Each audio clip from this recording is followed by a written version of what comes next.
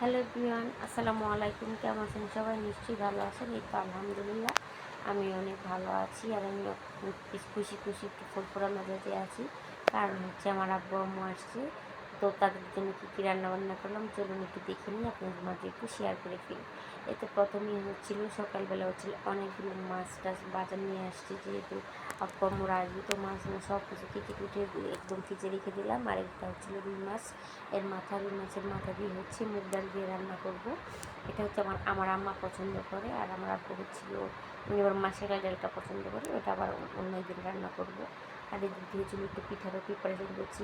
বাবা মেয়ের বাসায় আসবে, আর বাবাকে একটু মন মতো করে খাওয়াবো না, এটা হতে পারে কখনোই না। এই তো ফার্স্টে হচ্ছিল মুগ ডালটা রান্না করে ফেললাম মাছের মাথা দিয়ে, তারপর হচ্ছিলো ভেন্ডি ভাজি করবো।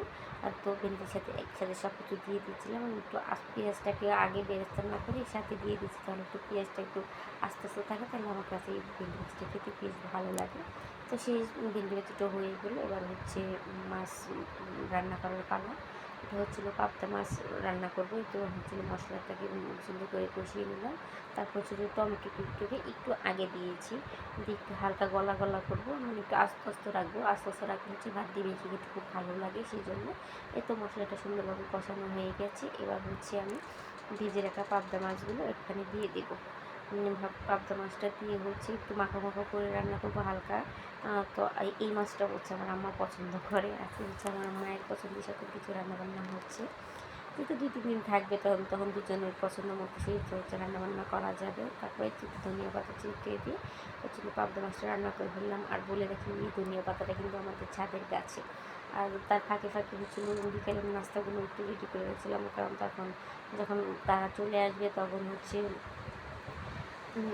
কথা বলতে ব্যস্ত হয়ে যাব, তারপরে আর রান্না করার ইচ্ছে করবো না। তারপরে হচ্ছে একটু গাজরের হালুয়াও বানিয়ে নিলাম। তারপর এটা হচ্ছিলো রুই মাছটাকে ফ্রাই করে নিলাম, হচ্ছিলো এটা খাবারের জন্য। তো একসাথে সবগুলো হচ্ছিলাম ফ্রাইটাই করে উপর দিয়ে সুন্দর করে হচ্ছে পেঁয়াজ বেরেস্তাটা ছিটিয়ে দিলাম। পেঁয়াজ বেরেস্তাটা দিলে মাছ ভাজা খেতে আমার কাছে খুব বেশি ভালো লাগে।